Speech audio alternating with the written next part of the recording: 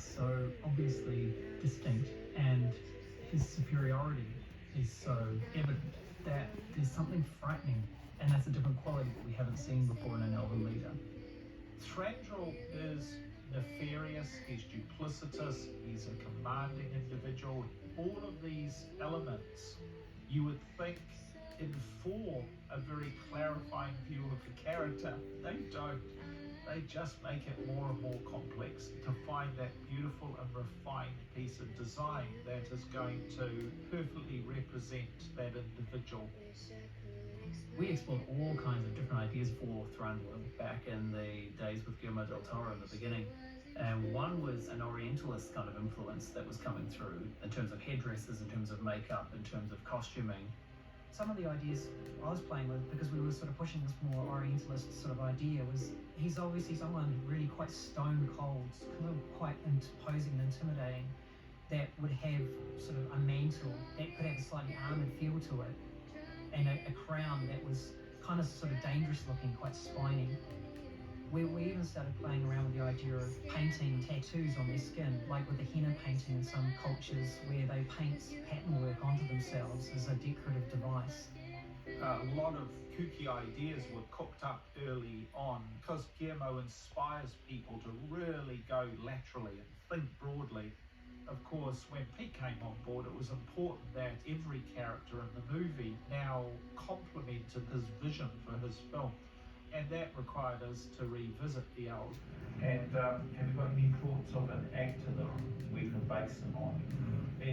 Not ready. make a cast on, but even someone that we could design around the body type. Casting elf is honestly a nightmare. I mean, there's no point casting an elf if he looks like he's 55 years old or 60 years old. But at the same time, you can't have an 18-year-old beautiful, fresh-faced person playing a 1,000-year-old elf. I mean, elves are immortal. So that's always our problem. And we had seen Lee Pace in a movie called The Fall. He was really quite remarkable in that film. When it came to looking for Thranduil, we remembered Lee, and we met him in New York, a casting trip. That week I was so kind of excited to meet with them.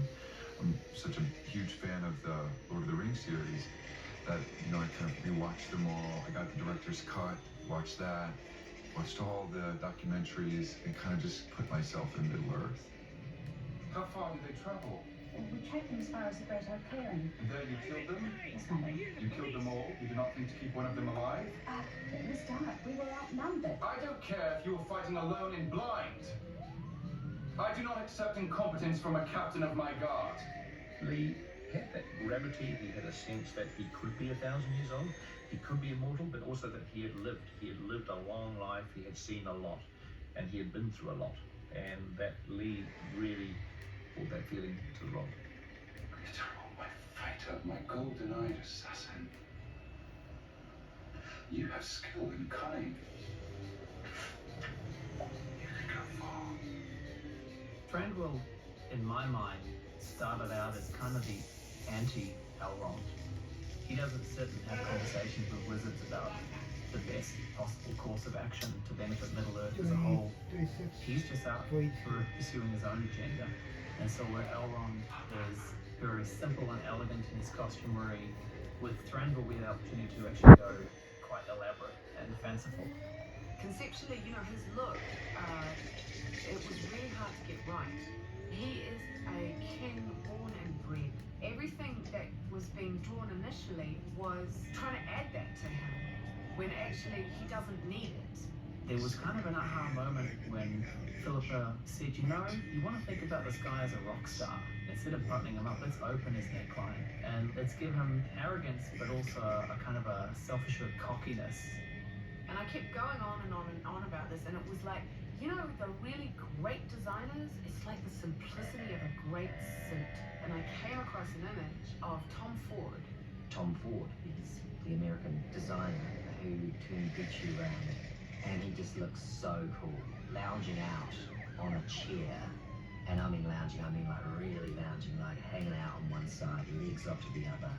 And I was like, that's Thranduil. In the next pieces of artwork that I did, I changed the way he was sitting on his throne by pictures to sort of throw himself around a little bit more, and that suddenly gave us a window into this character. And the costume costume design, and I took off from there. Sometimes you design costumes before you know who the actor is. You might be designing for someone in your mind at 6'4" and in watch someone 5'6". So anyway, with Lee, what you get is exactly what you want physically, because he's tall and handsome and he's got the best shoulders to hang a costume on. That orange is just. Yeah. The orange Oh. phenomenal. He's money itself. He really is a fun character. That's how. Amazing. Working with Lee Pace was wonderful because he definitely wears clothes incredibly well. He's got a great presence and he also moves incredibly well, all adding to that movement of the King of the Elves. Source comes from here. Yes! Thranduil really had this burning, threatening presence, but he really had to just rein everything in. It was like this tornado that he was pulling back from just unleashing